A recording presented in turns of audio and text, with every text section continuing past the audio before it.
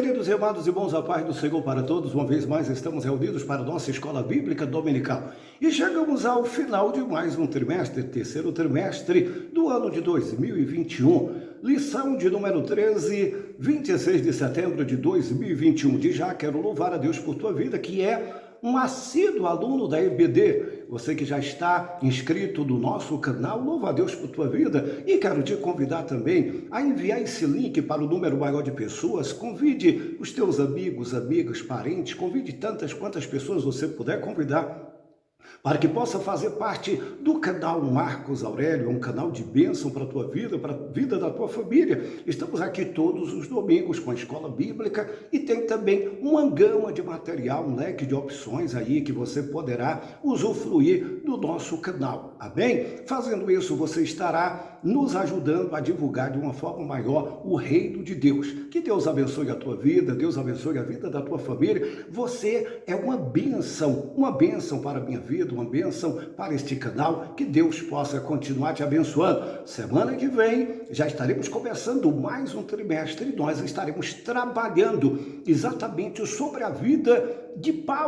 Saulo, que foi transformado, e a vida desse apóstolo tremendo. E nós estaremos durante 13 lições, esse último trimestre do ano de 2021, trabalhando exatamente sobre a vida do inimitável e inigualável apóstolo São Paulo, tá bom? Então vamos lá, lição de número 13, o cativeiro de Judá. Cativeiro de Judá. Nosso texto áureo diz o seguinte: porém, zombaram dos mensageiros de Deus e desprezaram as suas palavras e escarneceram dos seus profetas, até que o furor do Senhor subiu tanto contra o seu povo, que mais nenhum remédio havia, conforme 2 Crônicas, capítulo 36, versículo 16. A nossa verdade prática diz-nos o seguinte, isso aqui é tremendo, amei demais essa verdade prática. Todo ser humano se torna cativo das suas escolhas e das consequências dela. Nos tornamos presos, nos tornamos acorrentados, amarrados, diante exatamente das nossas escolhas. Amém? Então, nós estamos diante do cativeiro exatamente por quê? Por conta da desobediência. O povo de Deus, pura e exclusivamente, abandonaram todos os preceitos, juízos e os ditames da lei mosaica. Abandonaram a Jeová, viraram as costas para Deus, abandonaram o ano sabático, estavam adorando a Baal, a Azerá, a Moloque, a Baal-zebub, estava adorando tantas outras divindades pagãs, adorando o sol, a lua, as estrelas, adorando tudo quanto aquilo que na verdade não é digno de ser adorado, porque o único digno de ser adorado, de ser louvado, exaltado, reverenciado, é o único e verdadeiro Deus, Jeová, o Deus criador, sustentador e mantenedor de todas as coisas, o Deus que fez os céus e fez a terra, e ele fez tudo mediante o conselho da sua vontade. Não que lhe houvesse um conselheiro, ou bem como por necessidade, mas mediante o conselho da sua vontade, ele fez todas as coisas e todas as coisas nele existe, nele subsiste. Amém? Então só ele merece todo louvor e toda glória. A Bíblia nos diz claramente que Deus não dá a sua glória a outrem, nem muito menos o seu louvor a imagens de escultura. Mas o povo de Deus, covardemente, havia abandonado todos os juízos e preceitos de Deus. Por conseguinte, veio o cativeiro babilônico. O nosso texto, ou leitura bíblica em classe, encontra-se em 1 Reis, capítulo 24, versículos 18 ao 20, capítulo 25, versículo 1 ao versículo de número 10. Vamos então já à introdução da nossa lição de número 13. A fase final do reinado de Judá foi protagonizada por 4 reis. Se não vejam, Joacás, filho de Josias, Jeoaquim, que reinou por ocasião do primeiro grupo de prisioneiros levados para a Babilônia em 605 a.C., conforme 2 Crônicas, capítulo 36, versículos 5 e 6, Joaquim, que com apenas 3 meses de reinado, vivenciou o cerco de Jerusalém por Nabucodonosor, que resultou em 10.000 pessoas presas em 597 a.C., conforme 2 Crônicas, capítulo 36, versículos 9 ao versículo 10. E Zedequias, o rei entronizado por Nabucodonosor no lugar de Joaquim. Nesta lição veremos Zedequias rebelando-se contra o rei de Babilônia, causando um novo cerco que durou 18 meses e finalmente resultou na queda definitiva de Jerusalém no ano 586 a.C. O declínio espiritual de Judá. Queridos, vamos olhar o seguinte, pare para pensar comigo. A advertência dos profetas, porque houve um declínio espiritual. Judá, mesmo não obstante, vendo todas as atrocidades que o reino do sul havia cometido, mesmo não obstante, todos os reis que passaram e que reinaram sobre o reino do norte, que aqui nós estamos falando do reino dividido, foram maus e foram ímpios. Na contrapartida, no reinado de Judá ainda houve alguns reis piedosos, aproximadamente 4, 5 reis piedosos, do qual a Bíblia nos dá notícia. Todavia, mesmo não obstante, vê as punições e as sanções disciplinares impostas por Deus em decorrência do pecado do povo, porque todo o juízo de Deus, toda punição de Deus está exatamente condicionada ao arrependimento. Quando nos arrependemos, e o arrependimento ele faz com que venhamos abandonar toda prática delituosa, Deus, por conseguinte, ele não impetra o juízo que muitas vezes até está vaticinado. Se não vejam, Jonas, filho de Amitai, a palavra do Senhor diz que ele pregou em Nínive. O povo se arrependeu. Por conseguinte, os ninivitas se arrependendo, Deus também se arrependeu do intento do mal que havia ajuizado sobre aquele lugar. O juízo de Deus, o castigo de Deus, a punição de Deus estava condicionada. Se não, veja, quando Deus chamou Moisés e diz, olha, todas essas bênçãos te acompanharão, essas bênçãos te seguirão, essas bênçãos te alcançarão. As bênçãos vão correr atrás de você. Você não vai correr atrás de bênção, porque as bênçãos é que vão correr atrás de você, se vocês me obedecerem. Porém, todavia, se vocês me desobedecerem, toda maldição lhes alcançará. É fácil assim. É fácil assim. Deus, ele coloca diante de nós. Deus coloca diante de nós, como Deus, através de Josué, chamou o povo e disse, olha, eis que coloco diante de vós a bênção e a maldição, a vida e a morte. E Deus ainda dá um conselho. Escolhe, pois, a vida, para que viva tu e viva a tua descendência. Deus, ele sempre nos chama para perto dele. Mas aqui nós estamos vendo o declínio espiritual de Judá. A advertência dos profetas. Os profetas do Antigo Testamento foram unânimes e incansáveis em denunciar as injustiças e as terríveis transgressões do povo e dos líderes das nações, conforme Jeremias capítulo 11, versículo 9 ao versículo 12. Todos foram taxativos em dizer que aquelas vindicações, especialmente contra o pecado de idolatria, já estava excedendo a medida de Deus. Então, houve advertências, houve vaticínios, houve profecias, previsão dos acontecimentos que levaram Judá ao exílio. O ministério de Jeremias foi o mais importante naquele período. Jeremias, ele profetizou, Jeremias vaticinou. Jeremias, ele se abdicou até mesmo do casamento. Ele se abdicou de festas, ele se abdicou de luxo, de conforto. Um homem totalmente, exclusivamente usado nas mãos de Deus, denunciando os pecados que estavam incrustados na nação. Os pecados de idolatria, de adultério, de paganismo, injustiça social. Jeremias, ele denunciava, Jeremias era contundente, Jeremias era voz de Deus, era boca de Deus, ele vaticinava o juízo de Deus, a bênção de Deus, mas o juízo que estava por vir, se o povo de Judá continuasse cometendo os mesmos delitos, os mesmos pecados. Jeremias havia vaticinado sobre o cativeiro babilônico. Jeremias vaticinou que eles haveriam de ficar 70 anos.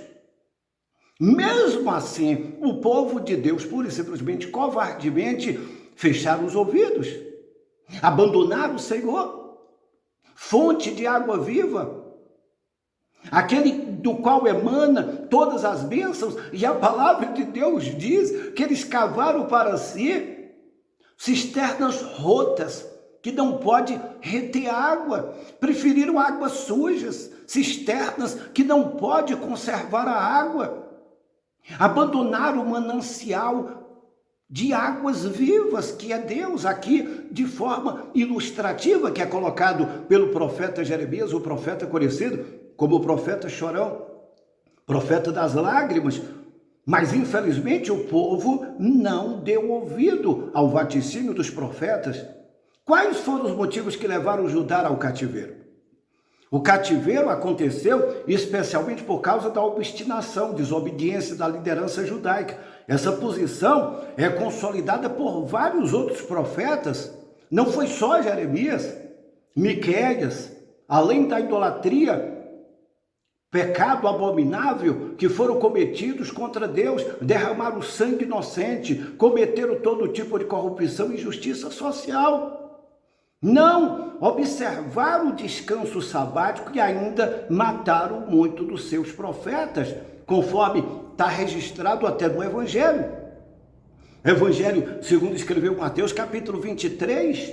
Então, havia injustiça. Abacuque, no capítulo 1, versículo 2 e 4, ele diz: até quando, Senhor? Até quando clamarei justiça? Havia injustiça. Havia atrocidades, as mais ferrenhas e contumazes. O povo havia se tornado um povo obstinado, de dura cerviz. Se nós formos olhar para o contexto atual, não é diferente daquela época. O século em que nós estamos vivendo, o período que nós estamos vivendo, é de um grosseiro abandono a Deus.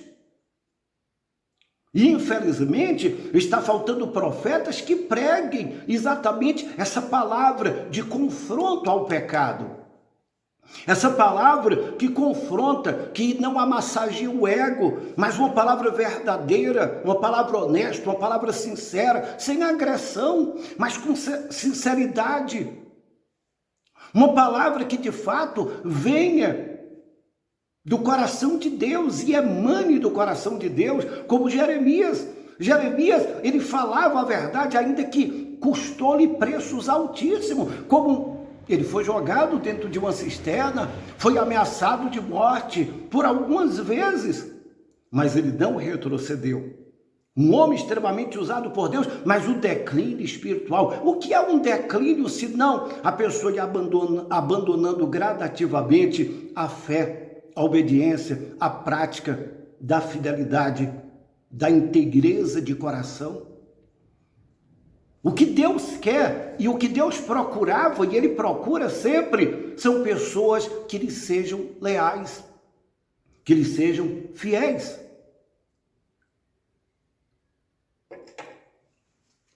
Amém? A obstinação de Zedequias e sua queda.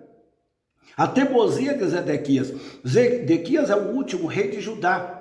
Não entendeu bem a exata conjuntura em que a nação se encontrava e, por sua própria conta, resolveu não dar ouvido à voz do profeta, conforme Jeremias capítulo 38, versículo 14 ao 28.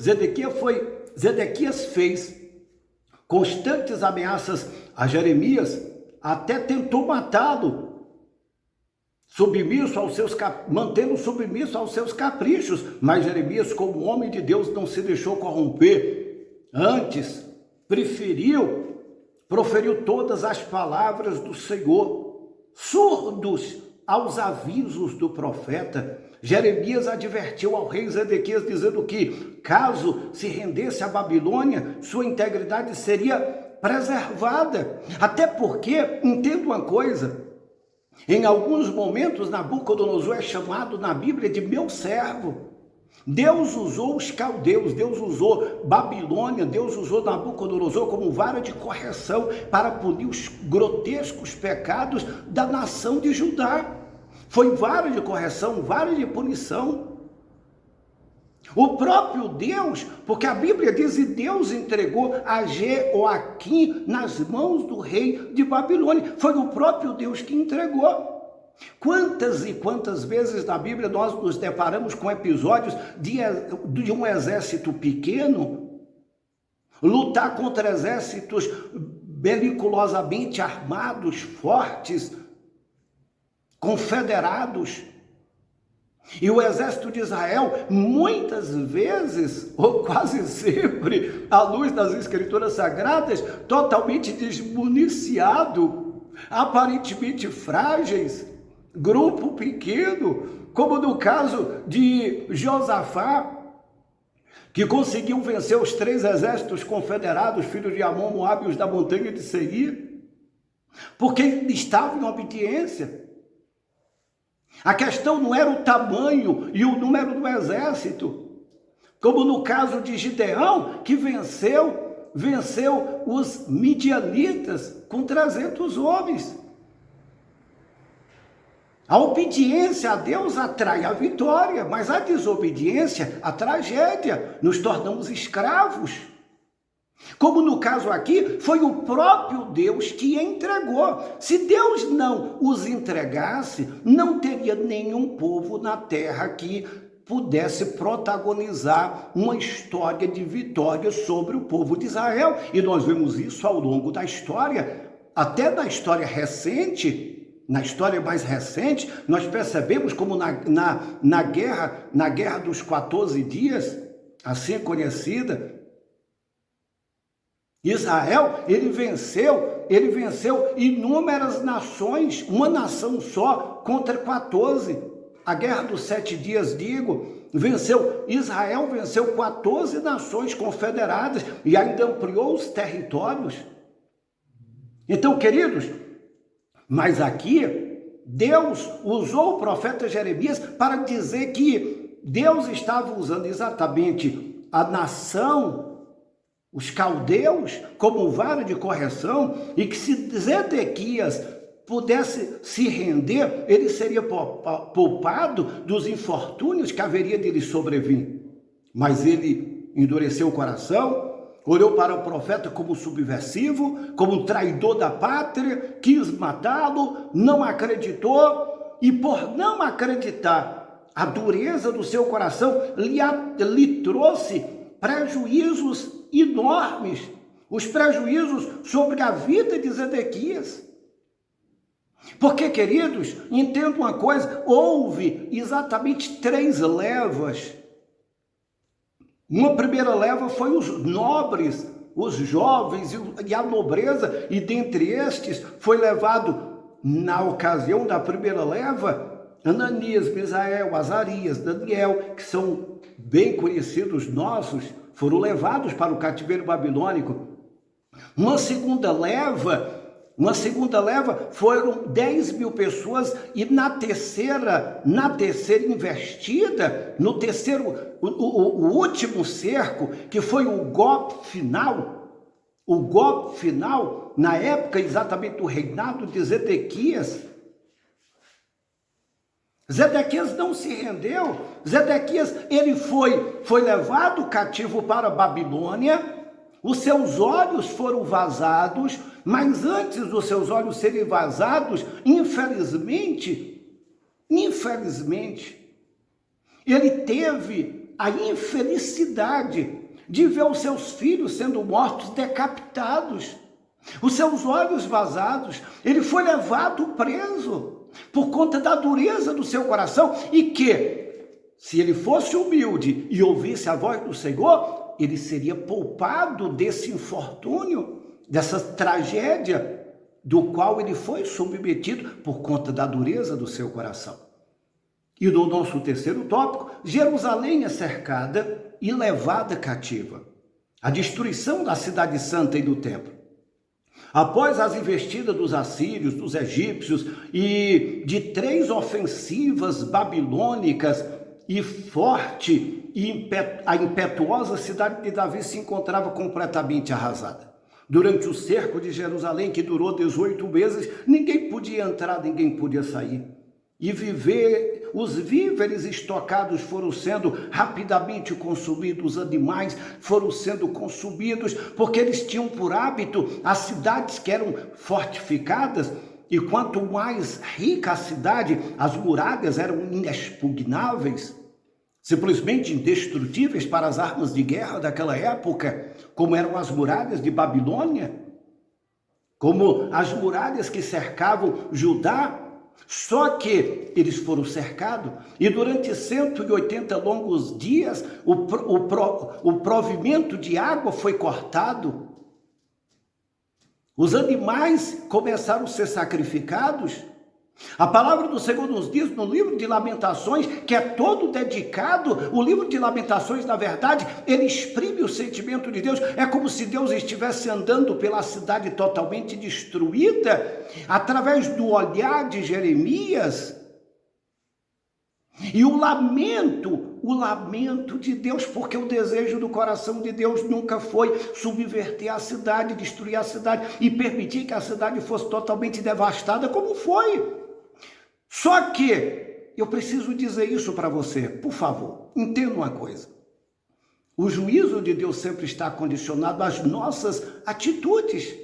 Deus é longânimo, a longanimidade de Deus excede tudo, porém, ele não é só longânimo, complacente, compassivo, misericordioso. Deus também é justiça.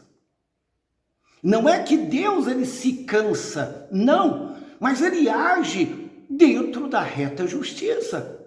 Ele pune o pecado onde quer que seja encontrado. Ele é longânimo, ele dá tempo.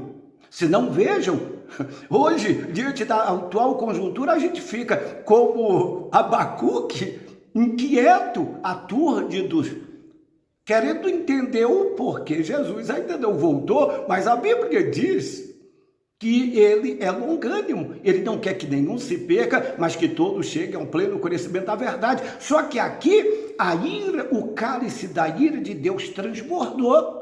A justiça de Deus precisava ser impingida. Se a justiça de Deus não fosse impingida, por conseguinte, alguém poderia até dizer que Deus estava sendo complacente demais, ou conivente com o pecado. Mas o pecado é agressão à santidade de Deus.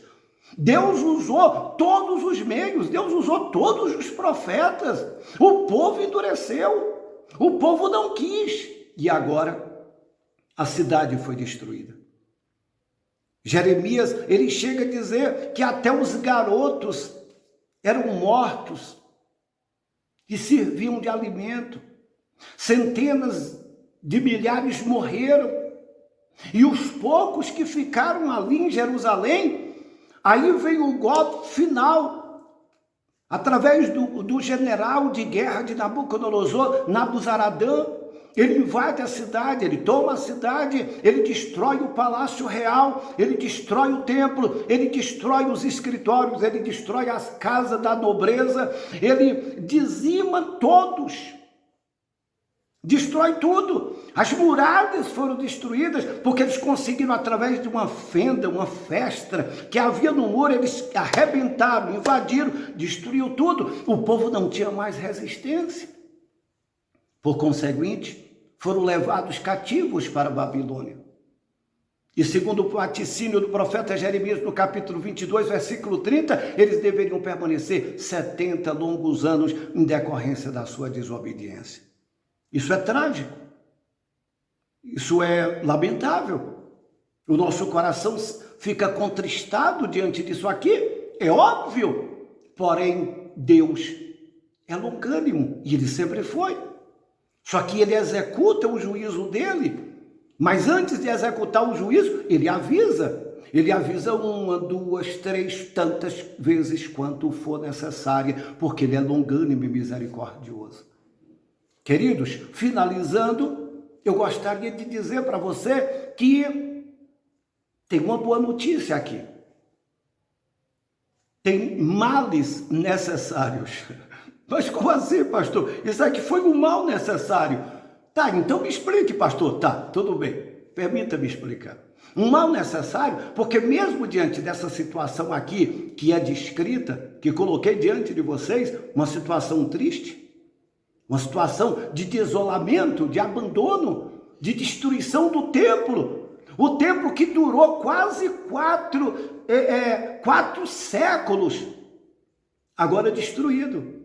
O templo monumental de Salomão, e que por conta da dureza do coração e a idolatria do lugar santo, porque a idolatria também era voltada ao templo, e eles diziam, olha, Jeremias, tu tá blefando, porque Deus habita no templo, e enquanto o templo existir, Deus está conosco, e o templo não vai ser destruído.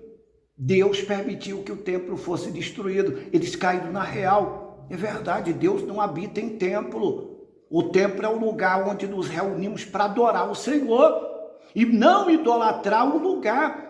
É a demonização das coisas santas. Deus escolheu aquele lugar como casa de sacrifício e não lugar de idolatria. Não idolatrar o templo. O templo foi destruído. O povo foi levado cativo. Mas havia uma promessa. E a promessa é, o cativeiro vai durar 70 anos. Mas enquanto vocês estiverem em Babilônia, casem. Que os vossos filhos se casem. Plantem. Colham. Ficou só um pequeno remanescente para serem vinhateiros, trabalhar na agricultura familiar. Jeremias, ele teve o privilégio de escolher ficar em Judá ou ir ao cativeiro, ou ir para a Babilônia. Ele optou em ficar com o povo pobre, o remanescente, porque ficou um número pequeno de pessoas pobres para serem vinhateiros. E ali, Jeremias optou por ficar por ali mesmo, no meio da humildade do povo pobre, mesmo não obstante aquele povo rejeitar Jeremias, mas Jeremias ficou ali até a sua morte. Queridos, diante disso aqui, nós vemos pelo menos um texto que é muito conhecido no livro de Lamentações. Coloque a tua boca no pó, porque possa ser que ainda haja esperança.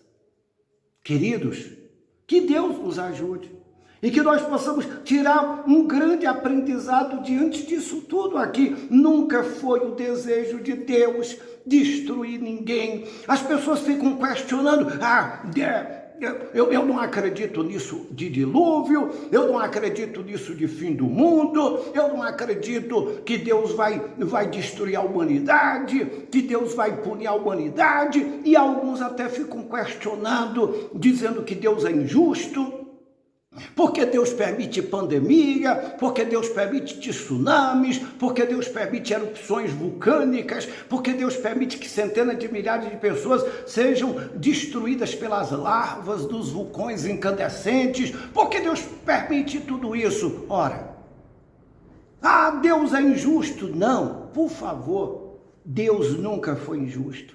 As nossas escolhas nos faz cativo delas.